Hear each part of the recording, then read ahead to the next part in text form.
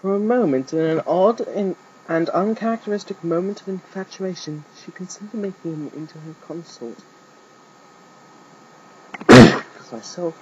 Welcome once again, had to finish that from before. I am once again MaxSmartable, also known to myself as Franesa or Malconcordo.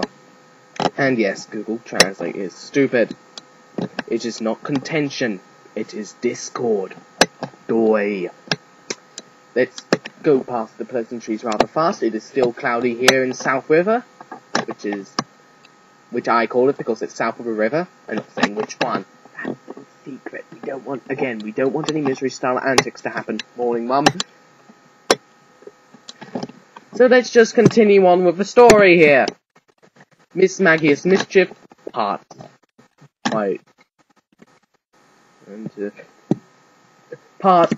4. Begin. But no, she doubted he would be happy leaving his friends, who would certainly miss him deeply.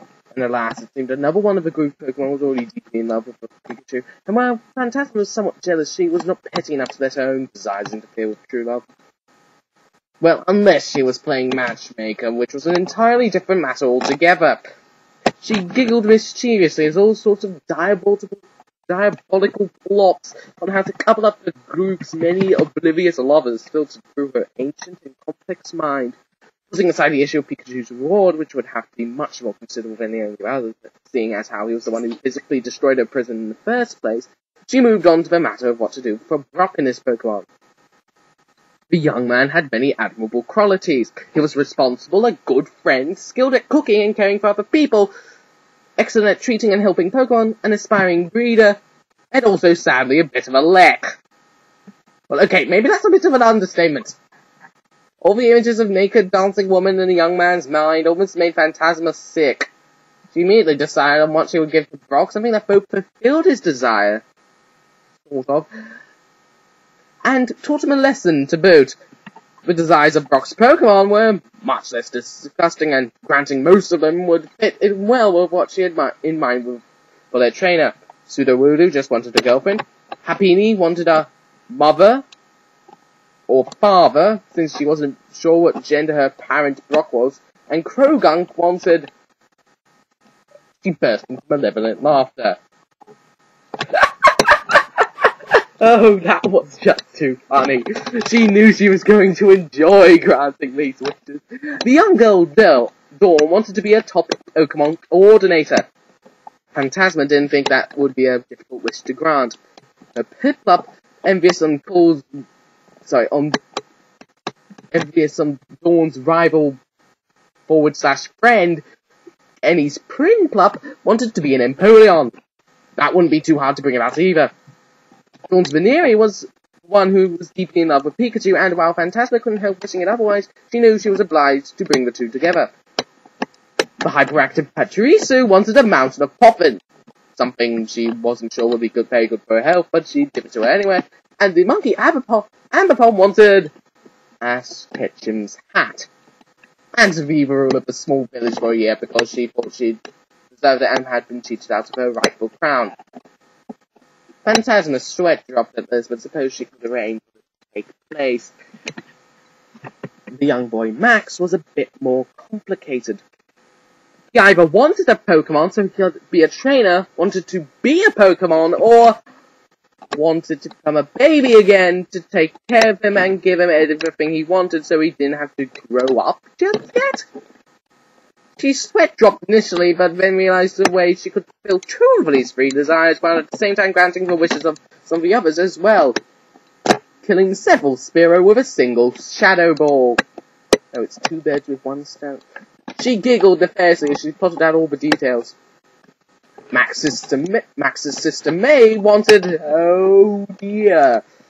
Here was a problem. She also wanted to be a top Pokemon coordinator. But that was what Dawn wanted. And Phantasma couldn't make both of them top coordinators, could she? Well, perhaps, but from what she saw in both girls' minds, each of them wanted to be the best, not just one of the best. If she was going to grant both their wishes, she was going to have to do something pretty crafty. But that was no big deal. Craftiness was something she was good at. As for May's Pokemon, the majority of them had simple, easily granted wishes. Blaziken wanted to pursue romance, hopefully with a male who had enough fighting prowess to keep up with her and spar with her, so she didn't have to keep doing contest battles all the time. Eevee wanted to evolve into something big and strong, so everyone stopped treating him like a baby. Munchlax just wanted lots and lots of food. Squirtle wanted more of a backbone. Skitty wanted Pokedex, and Beautifly just wanted to be used more. All those desires would be fairly easy to fulfill, and in Blaziken's case, she'd be granting someone else's in the process. It would be so much more efficient that way.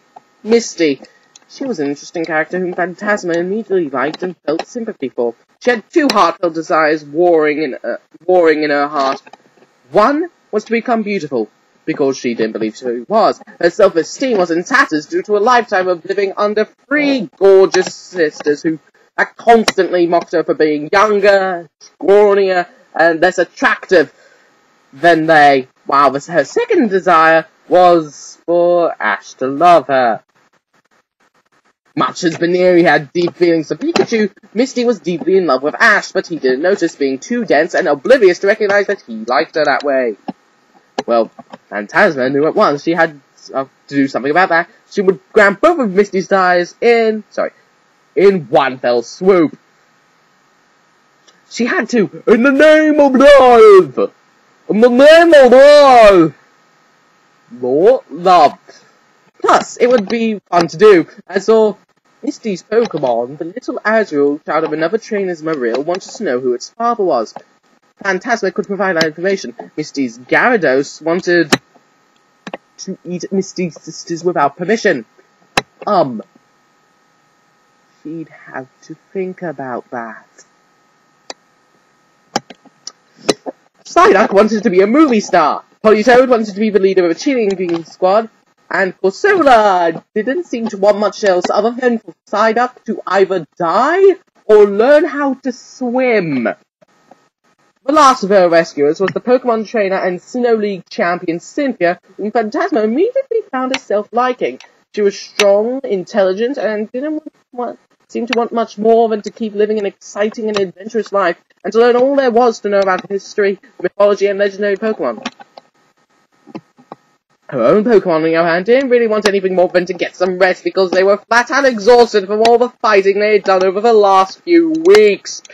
They didn't seem to have much in the way of individual desires, other than staying within Cynthia and getting some rest and something to eat. Cynthia pretty much took care of all her needs. Well, other than her Spiritom's desire for freedom so it could unleash mayhem and destruction on the world, Gastrodon's crush on Milotic, Roserade and Milotic's infatuation with Lucario, Lucario's infatuation with Cynthia, Garchomp's infatuation with Cynthia. Oh dear, this was certainly a very complex love. Hexagon, Polygon? She wasn't sure what kind of shape it was. Maybe it's a hypercube. And even less certain of how to resolve it without breaking a lot of hearts. Maybe she'd just leave it alone. In any case, she had an idea of what to give Cynthia too. She intended to set this woman straight on several of her misconceptions on ancient legends, such as her own for one thing. And then there was Team Rocket. She cackled malevolently, her darkness pulsing around her as her eyes fell upon the incompetent trio. She had very, very wicked plans for them. But not really for their Pokemon other than Meow. They hadn't really done much wrong in her opinion. In fact, they might actually get something good out of their trainer's torment. Her eyes glowed and darkness thickened around her as the sleepers as she began incanting words of power, the glyphs around her head circling faster and faster as she cast her spell. Dark tendrils reached out from her once more to connect her to the trainers and their Pokemon, allowing to influence them through their dreams. The perfect medium she had chosen to grant their wishes. She giggled mischievously. This was going to be so much fun. And this is where the madness starts. This is where the madness starts. This is where the madness starts.